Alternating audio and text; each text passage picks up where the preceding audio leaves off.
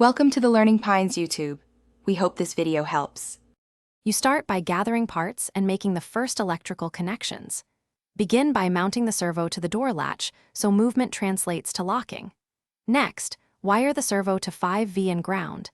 Connect its signal to a designated ESP32 GPO. Power the ESP32 from the same 5V regulator and tie grounds together to avoid floating references.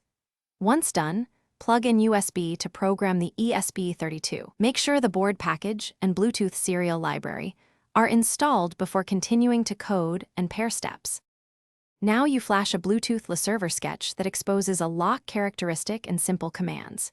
Implement handlers so when the phone writes lock, the servo moves to the locked angle, and unlock moves back. Pair your phone by scanning for the device name, connect, and test writes using a BLE app. Calibrate servo angles in code by adjusting PWM values and include short delays to let the latch fully travel. Make sure to cap PWM within safe ranges to avoid stalling the motor. Finish by mounting the electronics in an enclosure and routing the servo cable so it won't bind during door movement.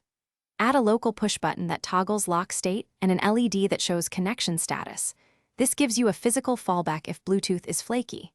Once installed, test repeatedly from the phone and locally.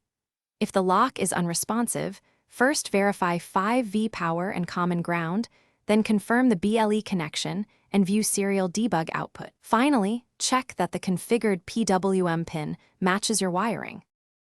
Thanks for watching. Consider subscribing if we helped you.